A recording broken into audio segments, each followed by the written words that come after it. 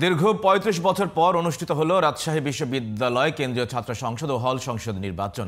শান্তিপূর্ণ উৎসব মুখর পরিবেশে ভোট গ্রহণ শেষে চলছে গণনা। নির্বাচন নির্বিঘ্ন করতে ক্যাম্পাস ও আশপাশের এলাকায় গড়ে তোলা হয়েছে কঠোর নিরাপত্তা বলয়। রাজশাহী প্রতিনিধি রাশেদ রিপনের রিপোর্ট জানাচ্ছেন কিরণ মোস্তফা।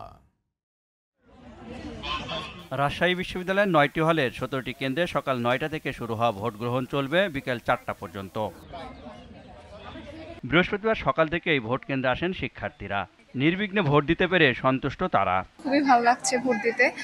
আর আমি মনে করি যে যোগ্য সেই আসলে জয়ী হবে। আশা করতেছি যে যোগ্য প্রার্থী হিসেবে কেউ আসে, যার স্টুডেন্ট সুলভ হবে, ক্যাম্পাস সুলভ হবে। সবাই বলতেছে ঈদ একটা উৎসব। হ্যাঁ, আমার কাছে এটা ঈদের মতো একটা উৎসব লাগতেছে। একটা উৎসবমুখর পরিবেশ অবশ্যই ভালো লাগছে। আমরা আমাদের প্রতিনিধি নির্বাচন করবো ভোটের মাধ্যমে। দীর্ঘদিন পরে আসলে রাষ্ট্র নির্বাচন অনুষ্ঠিত হচ্ছে, তো এর জন্য আসলে খুবই আনন্দিত।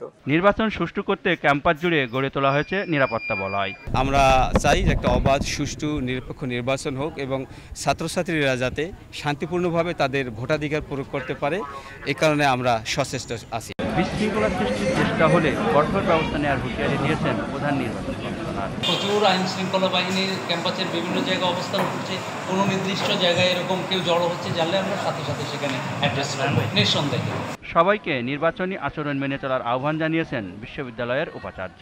সুষ্ঠু এবং স্বচ্ছ নির্বাচনের জন্য এবং পুরো সিস্টেমটা যেন এফিশিয়েন্টলি রান করে সেইটা চিন্তা করেই নিয়মকানুনগুলো তৈরি করতে হবে। আজকের দিনটাতে আমাদের সবাইকে সেই নিয়ম। রাকসুর কেন্দ্রীয় ছাত্র সংসদের 23টি পদে 247 জন, সিনেটের 5টি ছাত্র প্রতিনিধি পদে 58 জন এবং 17টি হল সংসদে লড়ছেন 597 জন প্রার্থী। পছন্দের প্রতিনিধি নির্বাচনে ভোট দিচ্ছেন 28,901 জন শিক্ষার্থী। কিরণ মোস্তফা, জিটিভি নিউজ।